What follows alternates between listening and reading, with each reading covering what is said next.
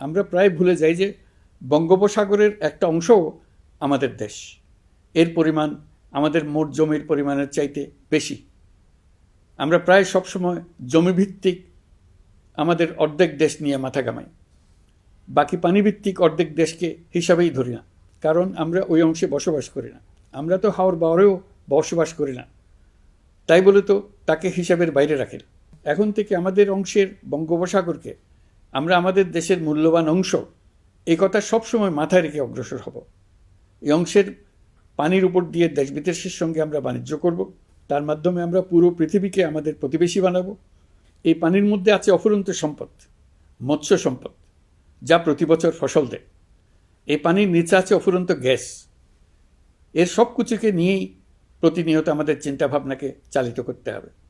বর্তমান সরকার চট্টগ্রাম বন্দর ব্যবস্থাপনাকে নতুন করে সাজানোর উদ্যোগ নিয়েছে। সরকার সম্প্রতি বাংলাদেশ নৌবাহিনী পরিচালিত ড্রাই ডক লিমিটেডকে নিউ মেরিন টার্মিনাল কন্টেইনার হ্যান্ডলিংয়ের দায়িত্ব দিয়েছে। তারা কাজ শুরু করা মাত্রই কিছু ইতিবাচক পরিবর্তন এসছে। প্রথম 2 সপ্তাহে দেখা গেছে আগের তুলনায় প্রতিদিন গড়ে 225টি বেশি কন্টেইনার হ্যান্ডলিং হচ্ছে। এই বন্দরকে আধুনিকভাবে গড়ে তোলা গেলে তা শুধু বাংলাদেশের অর্থনীতিতেই ভূমিকা রাখবে না, নেপাল, ভুটান সহ পার্শ্ববর্তী অঞ্চলের অর্থনীতিতে ইতিবাচক ভূমিকা রাখতে সক্ষম হবে।